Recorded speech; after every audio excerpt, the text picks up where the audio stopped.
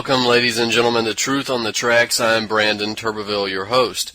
Tonight is May the 4th, 2015, and we're going to talk about, I guess more than one topic, I hope, but certainly going to be focusing on Baltimore and focusing on the fact that major cities all across the country now are all seeing violence, clashes with police, protests, riots, burning, all different types of social unrest in major cities. And of course we saw this coming long ago. We've talked about it here on this show. We're going to talk a little bit more about it tonight, and we're going to talk about the issues surrounding the protest and the riots, and we're also going to talk about what's behind them and why this is continuing and why it's being allowed to continue, why it's being promoted. And of course we're going to mention the anarchist involvement and support. So hopefully there'll be some information. I would say hopefully for the benefit of the show there's new information here, but it would be beneficial to everybody if you already knew this before it happened, so we could head some of this stuff off at the pass. But we'll get into that. Just before we start the show, I want to mention that you can catch Truth on the Tracks here every Monday night and Friday night at 9 p.m. Eastern Standard Time here on UCY. Of course, the Friday night broadcast is a rebroadcast. Those are the two set broadcasts. Monday night is the new show, of course, 9 p.m. Eastern Standard Time here on UCY.tv. I've been informed that the show is also being rebroadcast a total of 5 nights a week, so it's on later. I think it's also on Saturday afternoon, but I think it's on at 1 a.m. on a number of different nights. So check for that if you want to tune in later. And of course, being rebroadcast on Reality Bites Radio as well. So the show is definitely expanding. So if you want to access the show's personal page, you can go to ucy.tv/TT for Truth on the Tracks. That's the show's actual page, and on that page you'll find links to the archives of the show. The file up there at the top left-hand corner, you'll find the YouTube videos on the right-hand side of the more recent shows. It goes down there as well. And of course, you'll find the links to my more recent articles there on the left hand of the page. If you're interested in my work specifically, I'm a staff writer for ActivistPost.com. You can catch my work as it comes out there. I also write for NaturalBlaze.com. And of course, I would inform you that if you're interested in my work specifically, to go to BrandonTurbeville.com. And that's the website where I repost all of my articles, all of the YouTube videos, all the interviews, all of the radio shows. Everything is there. There's also a books tab you can click on to get the books.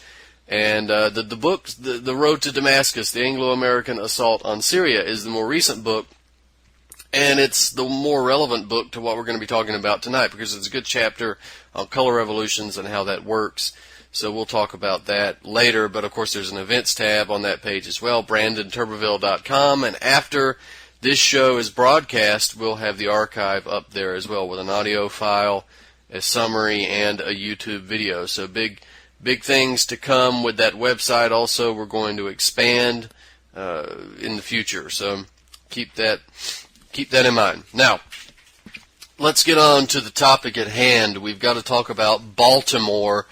Last week, Baltimore was raging as this show broadcast, and we had planned to do an interview and to talk about some health-related issues, which is what we did. The Baltimore riots were taking place, and while things seem to have calmed down a bit in Baltimore, there are still some serious issues going on there, but these riots and so forth have spread. Now we're looking at Seattle. We're looking at May Day protests in Seattle. They're sort of mixing with the Black Lives Matter stuff and clashing with police. Now, let's take a look at what the background is for Baltimore. Of course, we had the killing of Freddie Gray. Now, anybody can go look at the video of what happened to Freddie Gray. Freddie Gray was a younger black man who was Apparently, stopped by police, he took off running. The police caught him and put him in handcuffs. They had him on the ground. This is where the video begins, is that he was on the ground, he's being put in handcuffs, and all of a sudden, he starts screaming. And I could make out my wrist. They lift him up, and they're dragging him to the truck, and it does look like he has use of his legs, but it does not look like he has good use of his legs. So they're putting him up into the back of the van, and he's put into the back of, I guess what you call the paddy wagon, and he's taken to jail. And on the way, there's questions about what happened. There's questions. Some allege that the police were giving him what they call a rough ride. They were making sharp turns to slam him from the seat onto the ground, or stopping abruptly to slam him on the floor and all that kind of stuff.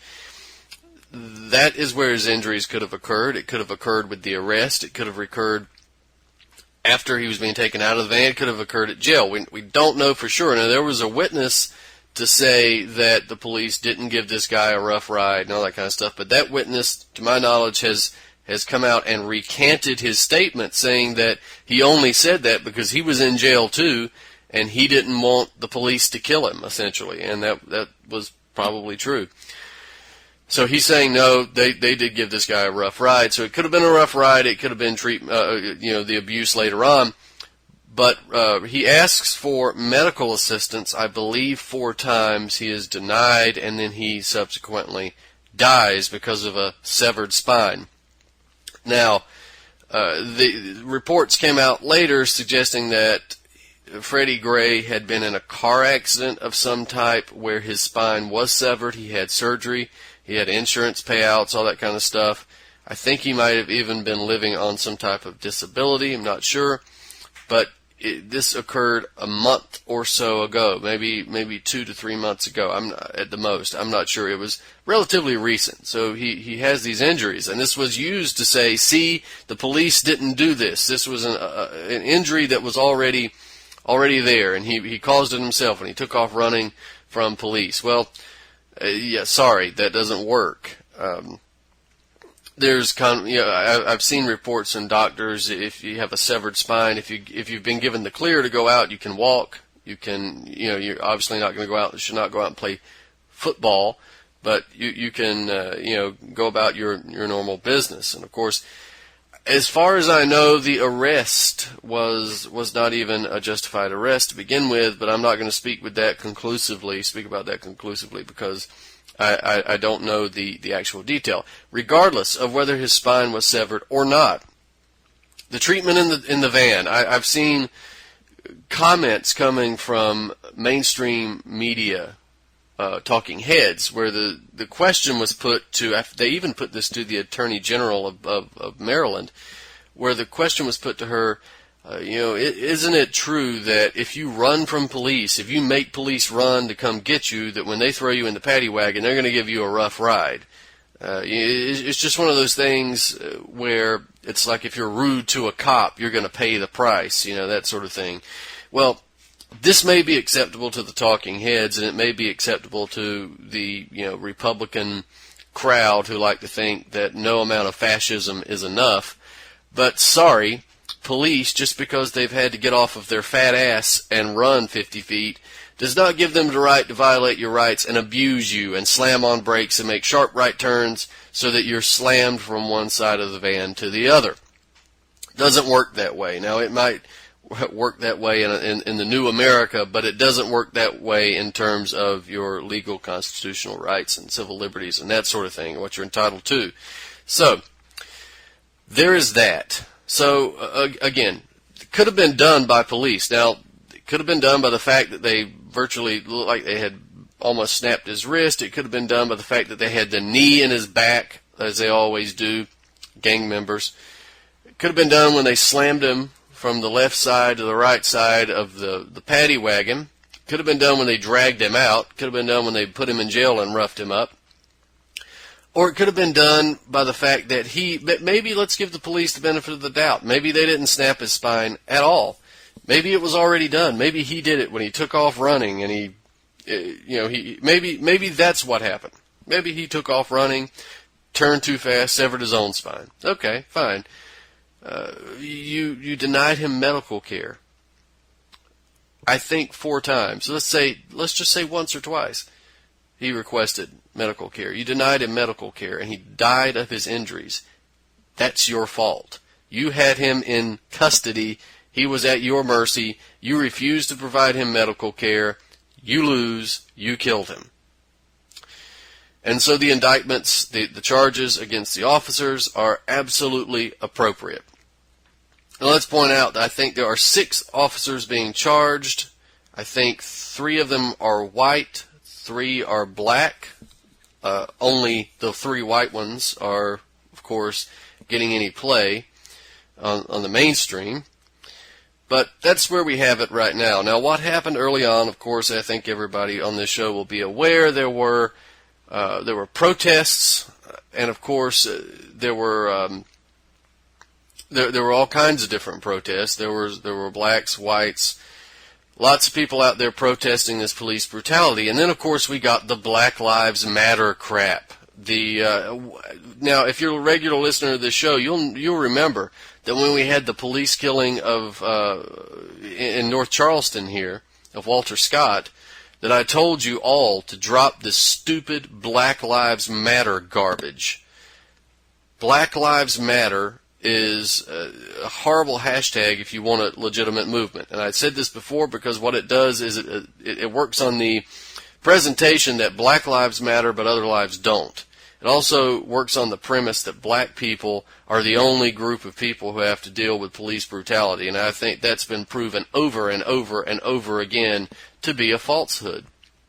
Black people are not the only people who have to deal with police brutality.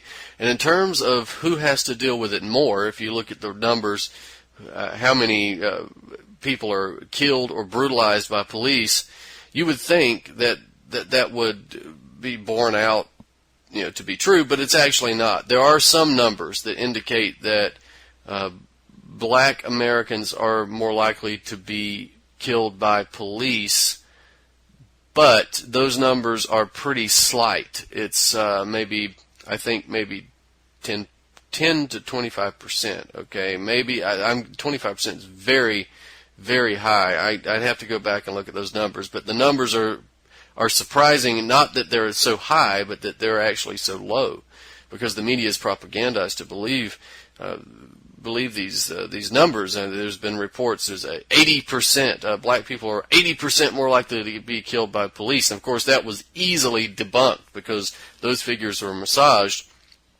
and that came from the sort of left liberal mushhead media outlets that like to gin up racial division and so forth. So, by and large, if you take into consideration the crime rates of all these racial makeup groups, and then you put that into context about individuals, racial groups that are more likely to be brutalized by police, you see it kind of evens out, to be honest. So, not to go off into a tangent, but that just needs to be pointed out at some point. So, the protest then turned to riots, and if you've ever been to Baltimore, it's not a great place. There is rampant police corruption. The police are awful, and it really is not a great place.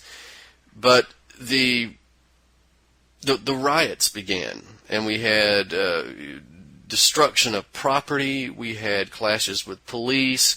And then, of course, we predictably got the attacking white people motif. Anybody who has to be unfortunate enough to be white in the major city gets yanked out of their car and beaten for being white. But, again, the mainstream will show you this, and this is geared for white people. They will justify it with this black rage motif, but they want to address the racial issue of it, which that does one or two things. For white people, the left liberal mushheads will sit and wallow in their white guilt and think that they have to pay penitence, and others will see this and get angry, justifiably angry, but again, not taking it out at the mainstream media, not taking it out at the police, not taking it out on the government, they'll take it out on the other racial groups, just like the racial groups are taking it out on them. The black groups are taking it out on them. So this is how it's set up, and I don't want to get too far ahead of myself here. But anyway, we have the riots, and of course, what's done to stop the riots? Nothing. Nothing is done to stop the riots. In fact, the mayor has actually came out and said we gave them space to destroy if they wanted to. They gave them space to destroy. The police were given stand-down orders not to stop the riots. So what does that mean? That means it's intentional.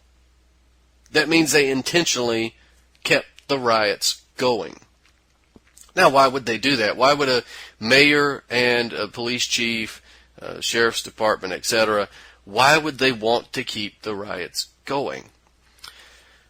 Well, let's talk about this, because now we're going to get kind of down into the meat of the issue here. So, again, I want to be clear that the issues that set off the spark in most of these protests are legitimate, right?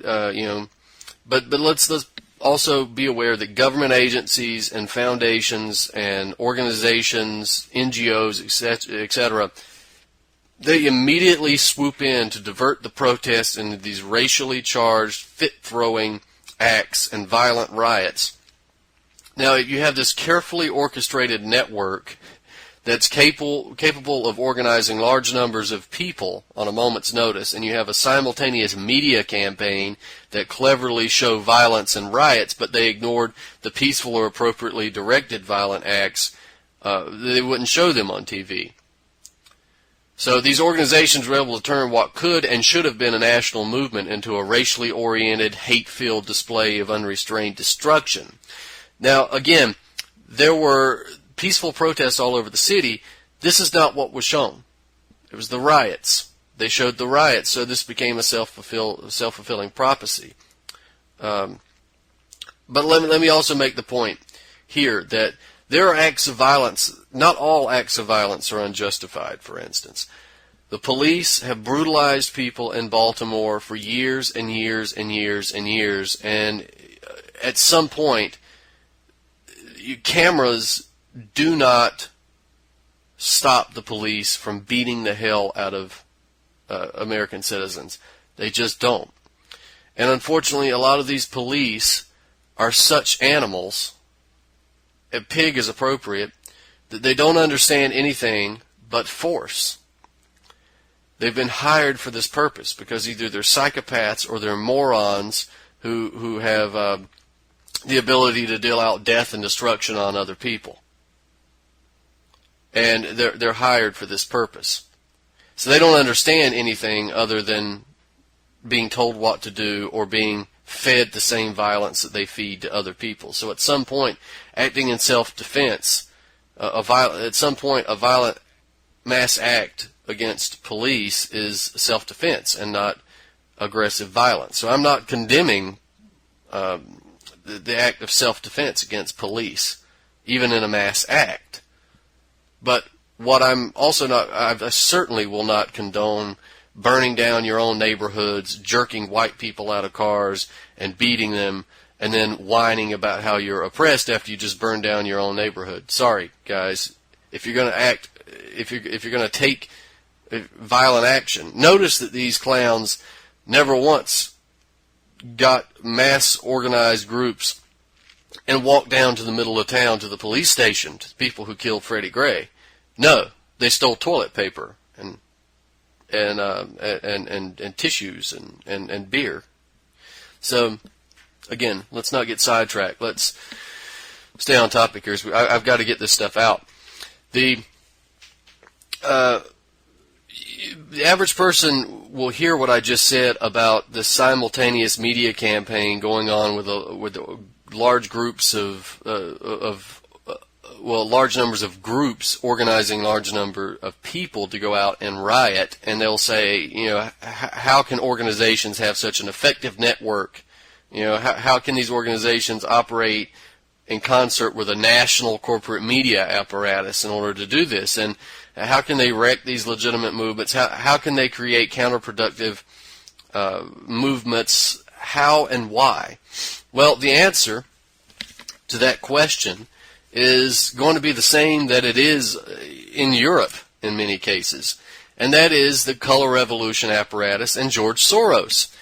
And George Soros has been heavily involved in the social unrest and movement-wrecking activity that's taken place all across the United States in recent months. And we've got from Florida to Ferguson and now Baltimore, George Soros Foundations has been involved in making sure that not only are American citizens unable to overcome racial divisions by mutual cooperation, but that the racially isolated participants are unable to accomplish anything of substance themselves, even after they've isolated themselves. So what I want to do first is I want to show you the connections that George Soros has to the involvement in Ferguson first. I want to go through Ferguson because Ferguson, it's already happened. Now we can go back. We have hindsight to look at what happened in Ferguson so we can apply that to Baltimore, and then we'll get into Baltimore, how the connections that we have from George Soros into Baltimore then.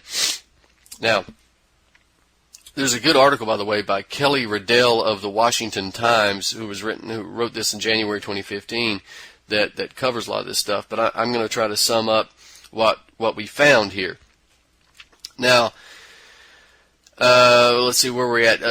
We have George Soros. He has this. He's a billionaire. He's described by some people as being a liberal billionaire, but Soros has built an empire that is not just here in the United States. It's also heavily involved in Europe. Hence the color revolution involvement over there.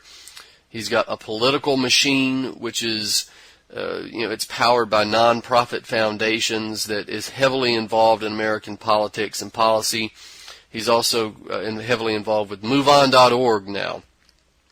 Now, Soros helped the Ferguson protests and subsequent riots, as we'll see, that he did in Baltimore. Again, as Ferguson had initially justified protest and peaceful protest, and even some, again, as in Baltimore, justified violent acts against police.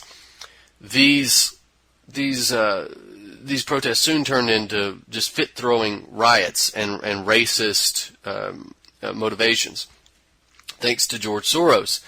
And he helped spur that protest. I don't even want to call it a protest movement. That protest wrecking movement from years of funding and mobilizing groups across the United States. And you've got interviews with key players in that apparatus and financial records that were reviewed by the Washington Times, which went into their report.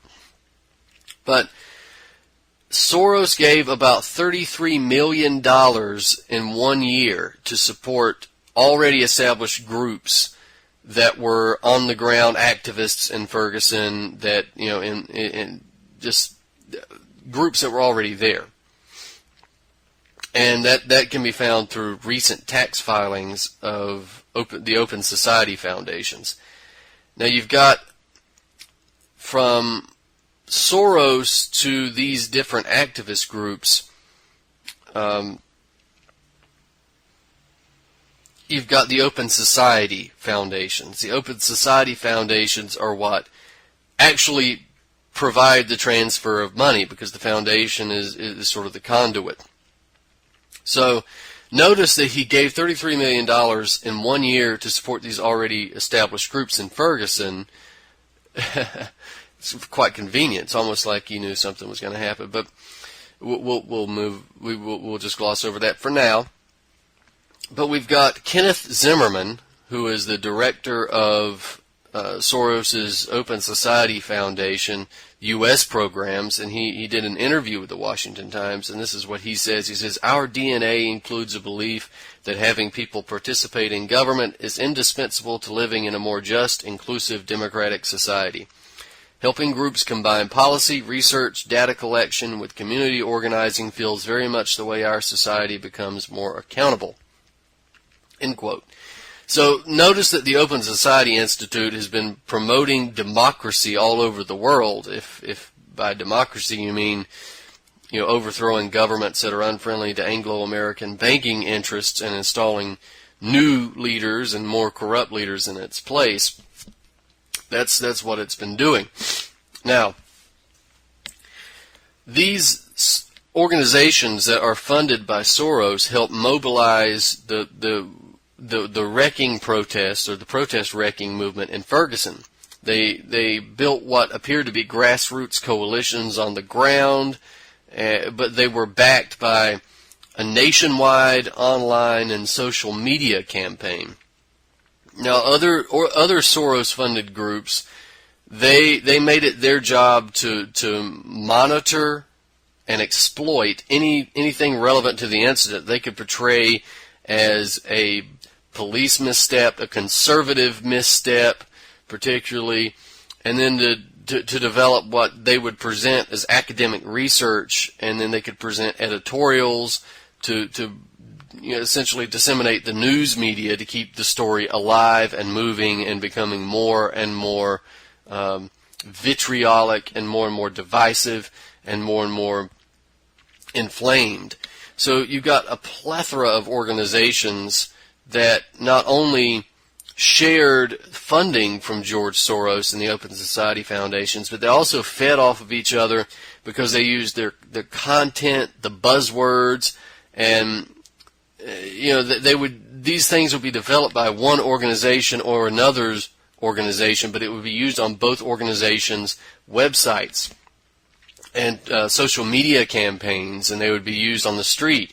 So they would reference each other's news columns. They would create a social media, what they called an echo chamber of Facebook likes and Twitter hashtags that dominated the mainstream media and personal online news feeds and social media and so forth. So this is how it's done, by the way. The George Soros groups, I guess because it's top-down funded and they were ordered to do so, but they showed something that the alternative media has been incapable of doing since it's been around, which is cooperation.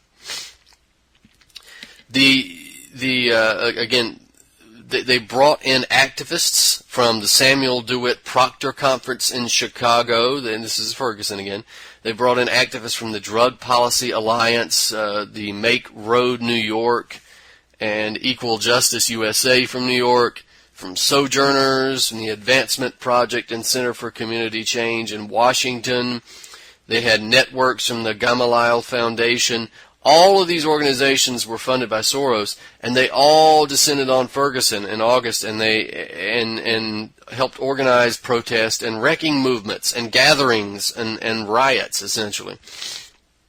All of these organizations were aimed at keeping the media's attention on the city and widening the scope of the incident to focus on causes that they would present as being interrelated. In other words, not just the police brutality issue, but they would make it a racial issue. In other words, they would take a police brutality issue and make it black people being oppressed in the U.S., or black people or black communities being targeted by police. They would make it a racial divisive issue.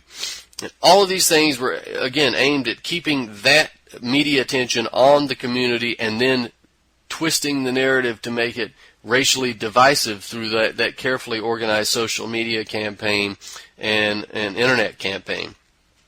So we've got a quote here from Cassandra Frederic, who's a policy manager at the Drug Policy Alliance, which was funded and founded by Soros, and it gets $4 million annually from his foundation. She traveled to Ferguson. She said she wanted to travel to Ferguson to be in solidarity and stand with the young organizers and affirm their leadership.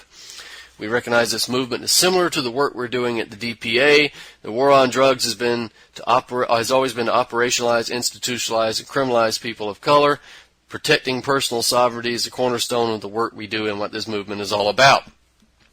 Now, let me finish. No, I'll comment on it now because there's so much that I want to say about this quote. Notice that the foundation that she works for, that the organization that this woman works for, is she's going to Ferguson to protest and help gin up riots in Ferguson over racial motives. She's also, what this is the Drug Policy Alliance, which essentially opposes the drug war, which is fine, good, oppose the drug war. But see, this is where a lot of people, even in the alternative media, frankly, have their head so far up their ass it's popped out again. Because all you have to do is look at this organization and see it's funded by George Soros, and then you know all you need to know, which is to just stay away. Don't get involved with this because they're wreckers. But of course, our anarchist friends can't help themselves.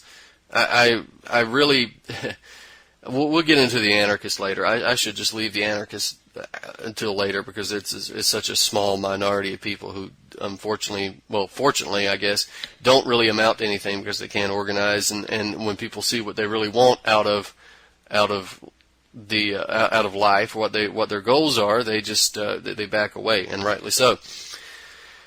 Frederique, this lady that I just quoted, she works with Opal Tometi, right? The co-creator of Black Lives Matter. You know, that hashtag it started actually with Trayvon Martin in Florida, and they help promote this on the DPA's news feeds. Tometi runs the Black Alliance for Just Immigration, which Soros gave $100,000 to in 2011. And this is what Frederique says. I think Black Lives Matter's success is because of organizing. This was created after Trayvon Martin, and there has been sustained organizing and conversations about police violence since then. Its explosion into the mainstream recently is because it connects all the dots at a time when everyone was lost for words. Black Lives Matter is liberating, unapologetic, and leaves no room for confusion. Yeah. Its explosion into the mainstream recently is because it connects all the dots. In other words, it's a very simple slogan for very simple people. And that's why it's repeated. Remember, Lenin said we'll win by the use of slogans. Remember, in my articles about color revolutions, I've tried to explain how these color revolutions use slogans. Remember, Otpor. That was another one. They use slogans. It's very simple. It's short, it's simple, it encompasses something you believe in or you think you believe in, but it's very simple because the average person is very simple.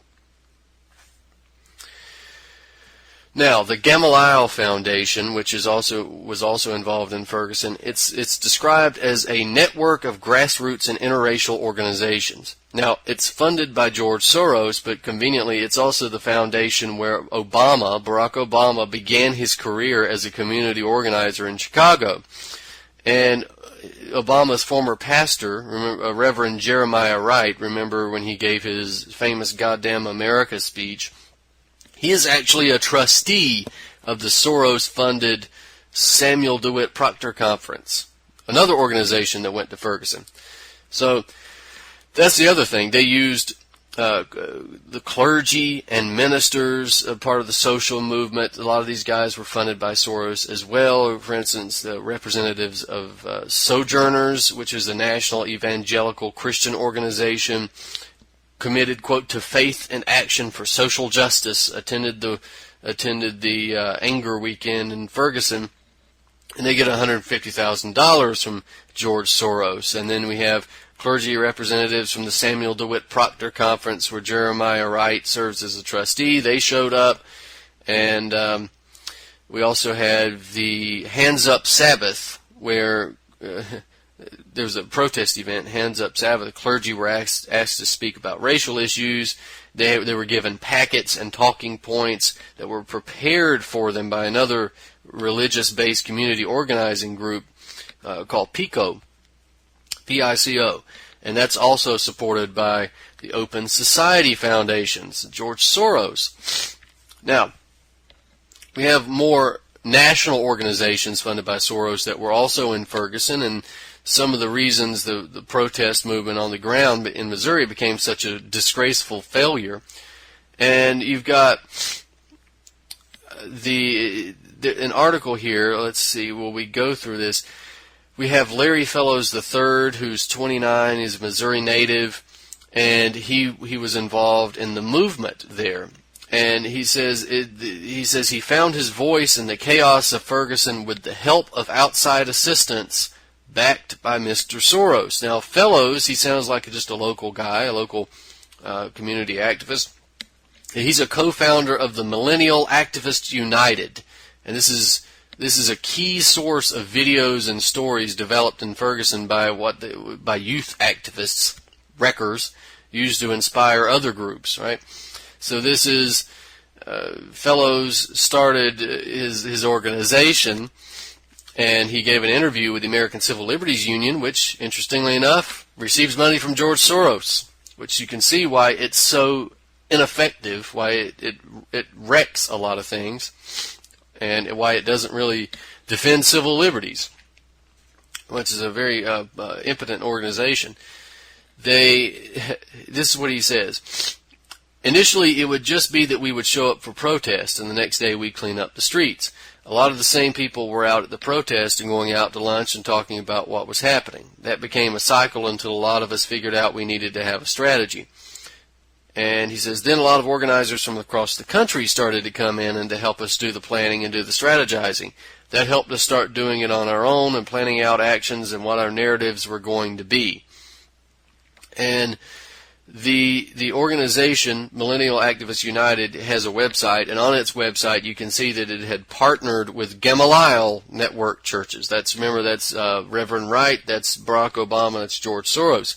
So they've also they've also received training on civil disobedience from the Advancement Project, which was given $500,000 from George Soros in 2013 to build a just, fair, and multiracial democracy in America through litigation, community organizing support, public policy reform, and strategic communications.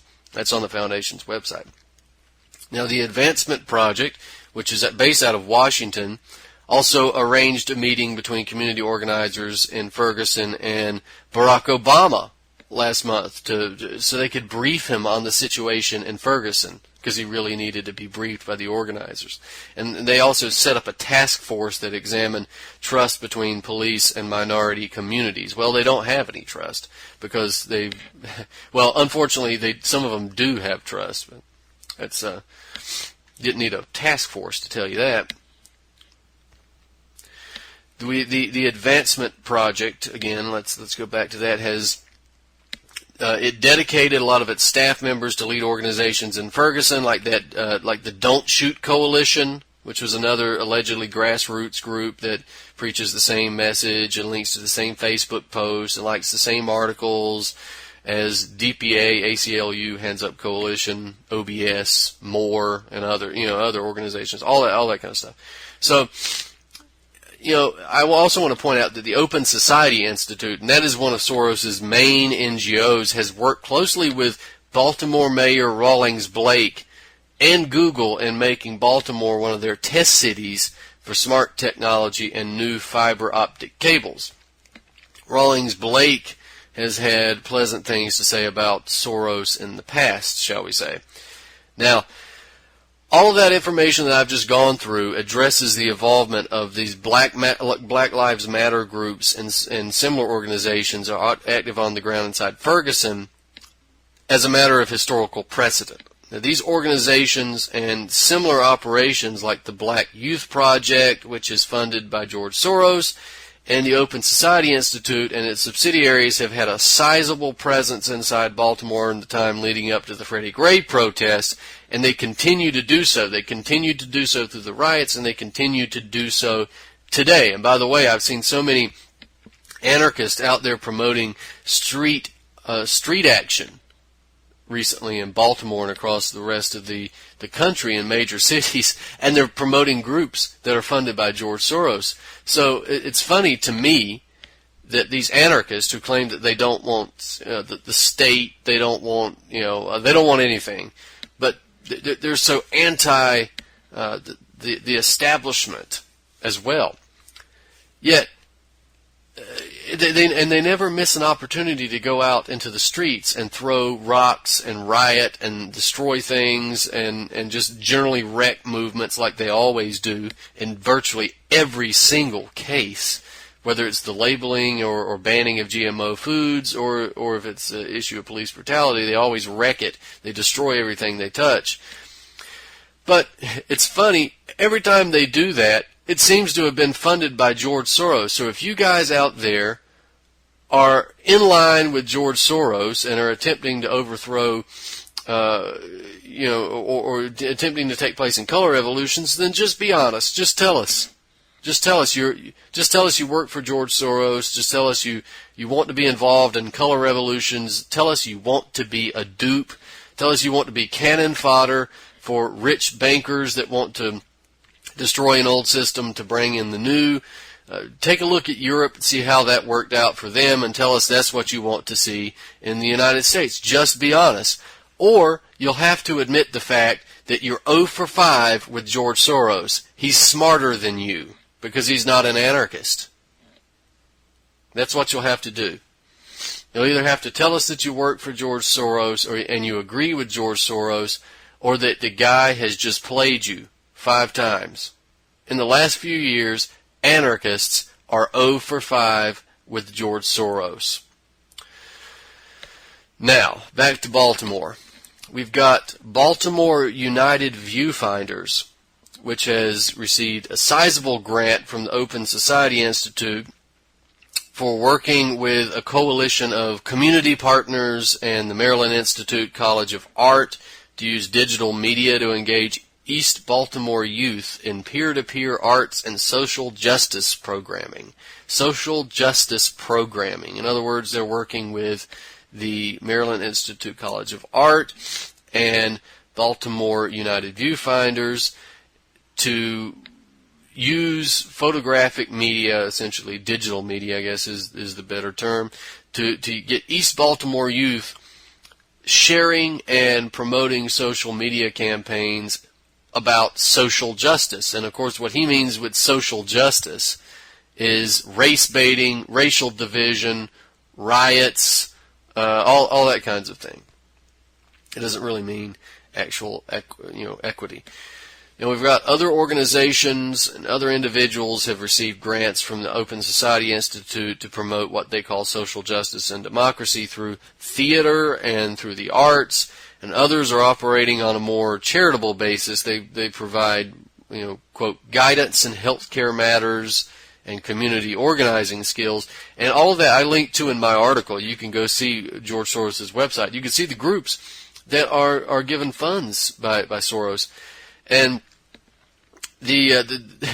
all you have to do is look at the discussion that we've had here on this show, and then I've put in my articles about the methodology of color revolutions, as well as the discussion about the preparation that goes into these color revolutions, to see that the structure of these community organizations and community influence is important to that apparatus. The ability to take advantage of unemployed, undereducated, lonely, hopeless youth, that's one of the greatest opportunities that the Soros Color Revolution organizations understand, and the one that they grasp.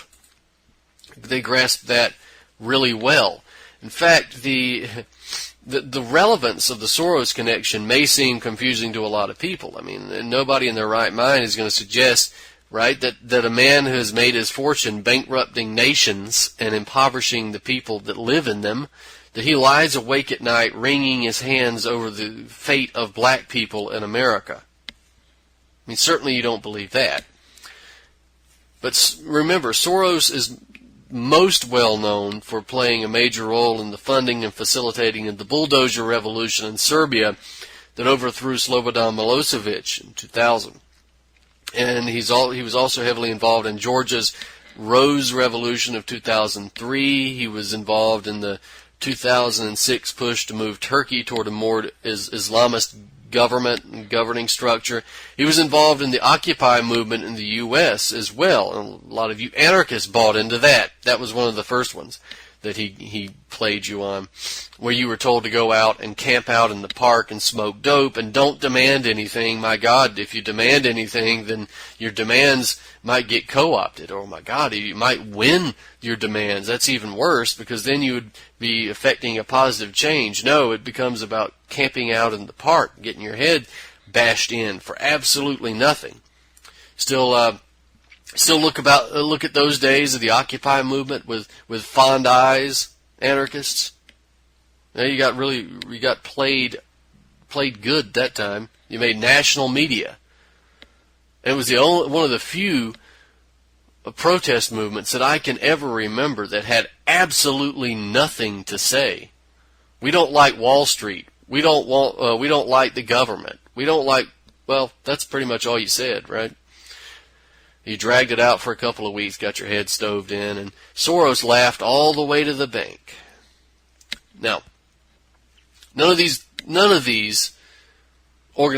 revolutions that I just mentioned, the bulldozer revolution, the rose revolution, the Turkish color revolution, none of that brought anything other than greater misery and greater impoverishment and police state mechanisms to the general public. Again, the Occupy movement was the only exception to that, but it brought nothing to the people involved in that movement except the opportunity to burn off excess anger and energy and get a few cracked skulls. Otherwise, it was an incredible waste of time. Now, the methods being used by the Soros machine in terms of the Black Lives Matter and other campaigns like it across the country are about the same as the ones that were used in Europe to bring in greater austerity and police states and fascism through government coup and protest. And this is meaning a coordinated media campaign to provide the general public with a false perception of events as well as a false narrative, the use of social media and slogans, which I mentioned earlier, and the deployment of swarming adolescents in the streets. And that's the swarming adolescents is an actual term that's used by the color revolution apparatus and the people with architects.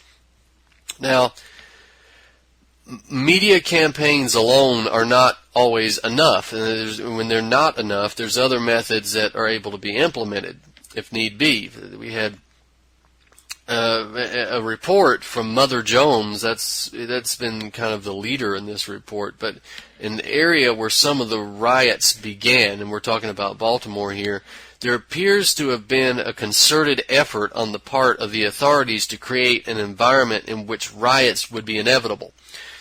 For example, there was an instance that where it was reported that some teens in Baltimore attacked police by throwing rocks and justified the crackdown, and then riots ensued. It was never mentioned in that media that police had corralled these kids who should have been on their way home from school. In fact, they were on their way home from school. The police stopped the bus in an area between the mall and the high school. They stopped the bus. They got the kids off of the bus, and they were just standing there. They were keeping them there. And the reports from the onlookers, it seemed that both the kids and the police were surprised. The police were even surprised at why they had to do this, why they were being ordered to do this, and they seemed to be surprised at the lack of violence from the kids. And the kids seemed surprised that they were being kept from going home. So eventually, rocks and bottles were thrown at police, and the situation deteriorated from there. So you wonder, of course that entire story was never fully reported in the mainstream press, but the rocks and bottles, it's pretty clear it started from people in the crowd, but you got to wonder whether or not these rocks and bottles were thrown by provocateurs who were already placed in the crowd because the police had corralled them. They had closed off other streets. They couldn't get out. They couldn't go home. They couldn't go anywhere else. So you got to wonder if the provocateurs had already been placed in this area just waiting to cause violence as soon as the tension had reached a boiling point. And the police, of course, always willing to crack heads. So it's very likely that the police and the protesters were just dupes as well. Now, consider also the fact that we have Baltimore authorities, despite implementing very heavy-handed tactics against high schoolers on their way home from school, they allowed criminals, thieves, violent thugs to go out and prey upon innocent people, to destroy private property and communities for a long time before putting up an effort to stop them.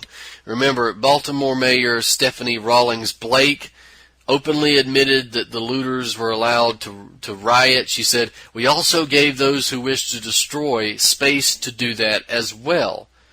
Okay, the police were actually prevented from actually stopping the riots. A lot of them were kept unequipped to do that. They weren't given the proper tools to stop those riots. So, in other words, the riots were both allowed and encouraged until they had reached a boiling point and the National Guard was called in. So, this is all stuff that should be looked at closely. Now, I don't have the time to go into the history of the color revolutions because it's going to take too much, but I'm going to try to point out, we've only got a couple of minutes left. The color revolution and destabilization movement is not just some communique that is given to a small group of people that organically takes on a life of its own. There's an entire science behind the application of a movement and destabilization when it takes place overseas and when it takes place domestically. Now, there's a lot of professions that utilize this type of understanding, and there's a lot of professions that take part in the implementation of a color revolution and destabilization, and that's, marketing, advertising, public relations, politics, lawmaking. We've got, of course, the media, radio, television, internet, journalism, news, film, music. You've also got things like general business and salesmanship. Each of them, of course, are selling and branding and promoting and entertaining, sloganeering. They're framing debates. They're explaining things. They're creating friends and enemies. They're arguing likes and dislikes. They're setting boundaries, good and evil. And in most of these cases, they're trying to circumvent their audience's intellect, and their target is emotional, not intellectual. It is emotional, not intellectual, because they realize that the average person is emotional. They work on an emotional basis, not an intellectual or logical one. They even work at the subconscious level, too, these organizations. There's a good article by Pottinger and Friesen of a website called Color Revolutions and Geopolitics. .com. So you should go check out their website, go check out what they have to say as well. And I've done a number of articles on the color revolutions that are for free online as well. So if you look beneath the facade of the movement, the color revolution movement, you find this, what they refer to as a desire-based behavioral structure, and in particular one that has been built upon historical lessons offered by social movements and periods of political upheaval. That's Pottinger and Friesen that say that. So it makes a lot of sense that personnel of color revolution operations include perception managers, PR firms, pollsters, and opinion makers in social media. So through that operational infrastructure, those groups work in close coordination with intelligence agencies, with local and foreign activists, with strategists and tacticians, tax-exempt foundations, governmental agencies, non-governmental agencies, and that sort of thing. So they're kind of the go-between. So it's their job to make what they call a palace coup, what Pottinger and Friesen call a palace coup of their sponsorship. And their job is to make that seem like a social revolution from the ground up. So they're out there. They have to help fill the streets with these demonstrators who are fearless, who are advocating on behalf of whatever group is promoting this thing, which kind of legitimizes a sham government with authenticity of popular democracy if it's overthrown and replaced with a new one. We saw this in Ukraine. Or it can also bring to bear social pressure in other ways. Right? So this is the way, because of this, these operatives who are promoting the color revolution are able to do what they do in the open. And it's heavily involved in the ability to veil the influence backing them. I mean, it's necessary for them to veil the influence backing them, even if it's just thinly veiled. So the effectiveness is their ability to deceive. They can target local populations and foreign audiences with misleading interpretations of the causes provoking the events to begin with, but ultimately their cause is deception. And it works so well on simple people who don't think logically. So, wish the anarchist out there would smarten up a little bit. Even if you don't abandon anarchy, it would be great if you didn't get used as a tool. Now, and I'm not just beating up on anarchists. There's a lot of people, the people who were destroying their own community in Baltimore weren't generally anarchists. They were just emotional tools themselves and criminals. But consider, there was an article in The Guardian by Ian Traynor regarding revolutions and mass movements that was taking place at the time of the writing of the article in 2004 in Ukraine and Serbia, Belarus, and Georgia. And this article I linked to in my own article and have a lengthy quote from it. But he depicts the methodology used by foundations and NGOs and government agencies that stir up dissent and popular revolt. And I won't go into that now because we don't have time. We've only got a minute or two.